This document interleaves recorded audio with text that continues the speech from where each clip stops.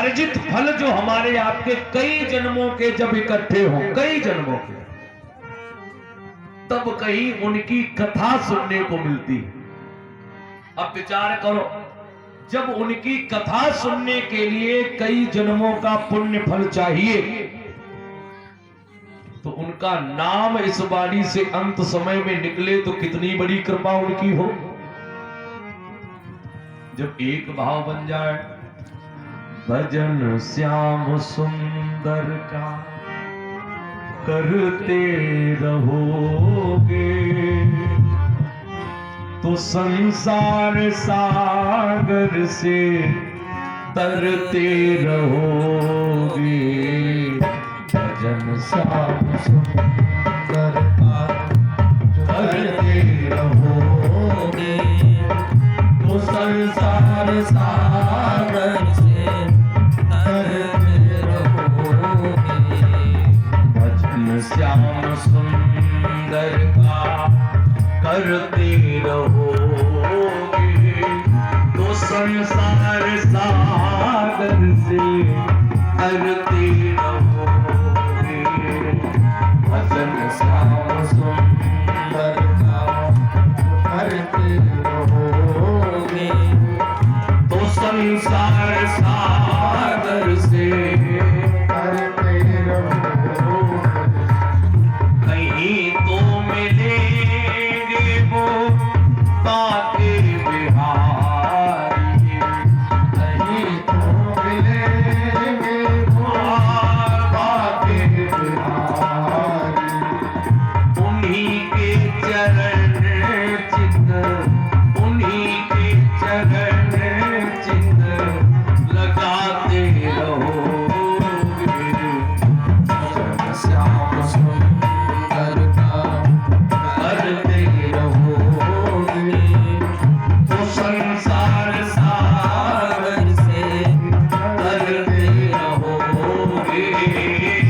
तो संसार सागर से तरते रहोगे तो संसार सागर से तरते रहोगे।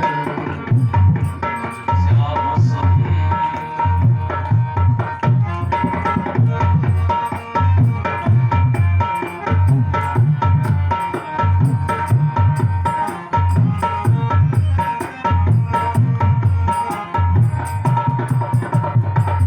जो रूठेंगे हमसे वो पाके बिहारी, जो रूठेंगे हमसे वो पाके बिहारी।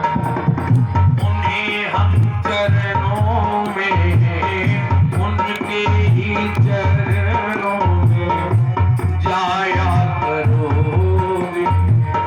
भजन श्याम सुंदर का करते रहोगे तो संसार सागर से तरते रहोगे।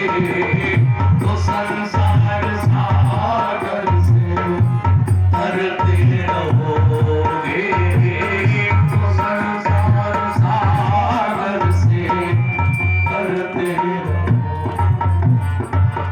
कृष्ण कृष्ण कहकर दुर्योधन के प्राण पखेरु उड़ गए।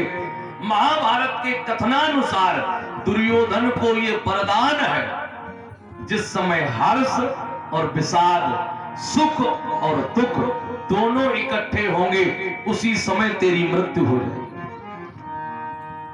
पहले जब पांचों कटे हुए शीश दुर्योधन ने देखे, बस बस पांचों पांडव मेरे सामने मारे गए, अब तो चैन से अपना शरीर छोड़ूंगा, अब कोई चिंता ही नहीं है। लेकिन जो देखा ये पांचों पांडव नहीं, उनके पुत्र हैं, पांडव नंदन है, तो अपनी वंश बेल को ही अपने सामने सूखता हुआ पाया तो विषाद दुख हो गया। पहले हर्ष फिर विषाद अर्थात सुख और दुख दोनों की आप्रति में दुर्योधन का शरीर एक पल में कृष्ण कृष्ण कहते हुए छूट गया। अश्वत्थामा अपने छिपने का स्थान ढूंढ रहा। अरे यहां छिप जाऊं, यहां पांडव नहीं आएंगे।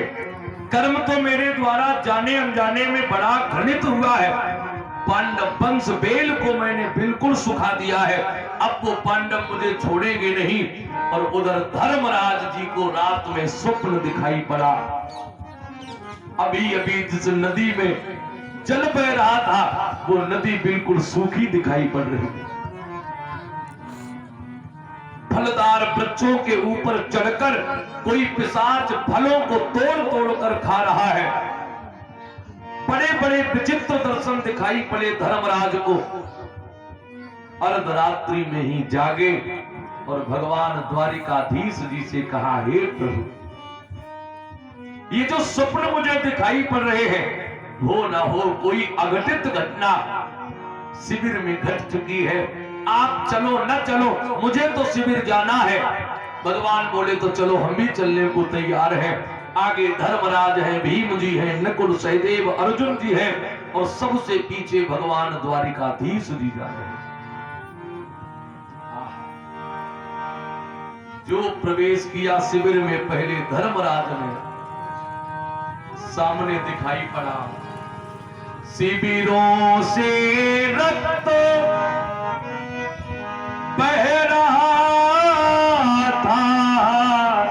ये साइड पर बोल रहा था, शिविरों से रक्त बह रहा था। अबलाएं पड़ी रो रही थी,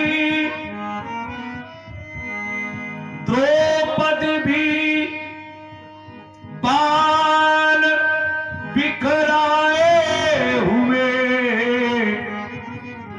पुत्रों पर पड़ी रो रही थी।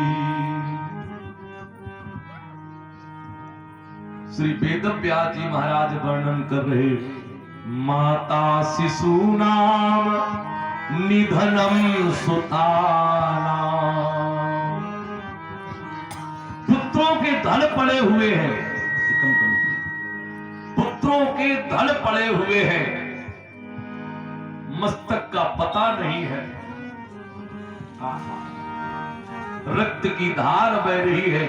द्रौपदी तो बिलक बिलक कर रो रही है। देखो, धर्मराज जी ने प्रवेश किया, अर्जुन जी ने प्रवेश किया, भीम जी, नकुल सहदेव जी ने प्रवेश किया, लेकिन द्रौपदी ने अभी इनसे आग्रह कुछ किया नहीं है। क्योंकि द्रौपदी ये जान चुकी है कि इनसे आग्रह करने में कुछ लाभ मिलने वाला नहीं है। जिस समय उस दरबार में मेरे वस्त्र को खींचने के लिए दुशासन तैयार हुआ तो ये पांचों हमारी रखवाली कर नहीं पाए। रक्षा करने के लिए स्वयं प्रभु को माना पड़ा। तो उन्हीं से अपना आग्रह मैं करूं। इनसे आग्रह करने में क्या लाभ मिलेगा? जो पीछे से स्वयं प्रवेश किया भगवान कृष्ण ने, जो द्रौपदी ने प्रभु को निहारा, जो बहन ने अपने भैया को देखा। एक बात हम आप विचार करें, बहन पर कोई कष्ट पड़े, बहन पर कोई विपत्ति हो, अगर भैया कहीं देखने को मिल जाए तो फिर बहन अपने आंखों के आंसू रोक नहीं पाती। जो आज बहन द्रौपदी, क्या बात है कौशल लला प्रसाद,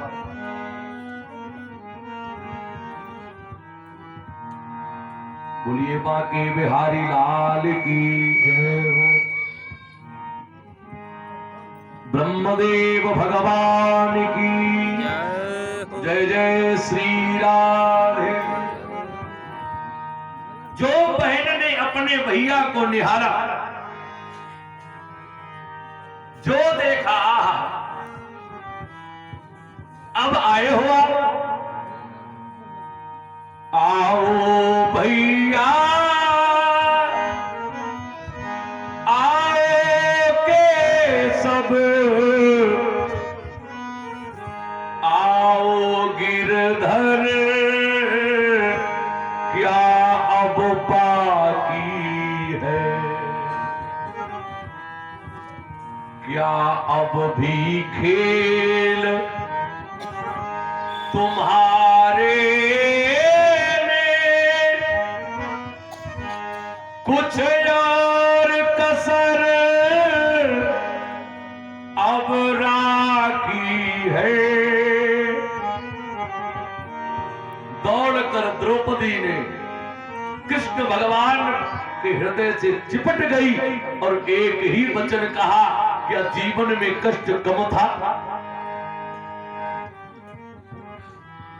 आपने कितना कष्ट मुझे दिया, मैं कभी रोई नहीं, कभी बिलखी नहीं, और कभी कितनी भी बड़ी विपत्ति पड़ी हो, हे द्वारिकाधीश, हे भैया, मैंने आपसे कभी सहारा मांगा नहीं है।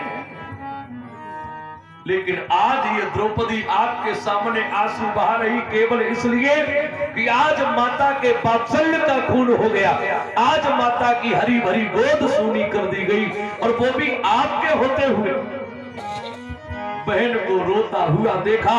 भगवान का नाम है मोहन, हम आप मोहन कहते हैं, मोह न, जहां मोह न हो। लेकिन आज मोहन को भी प्रबल मोह हो गया। मालूम है, अंतर कथा में प्रमाण है कि प्रबल मोह में प्रभु आज भगवान की भी आंखों से आंसू छलक आए। अपने आंसुओं को रोककर प्रभु ने एक ही वचन कहा, द्रौपदी चिंता मत करो। द्रौपदी बोली, कैसे चिंता न करूं, कैसे चिंता न करूं? ये देखो, ये धन पले हुए हैं, आप ही बता दो इनके मस्तक कहां है? और ये रक्त की धार देखकर ये आपका हृदय नहीं पिघल रहा? अर्जुन ने जो द्रौपदी की विचित्र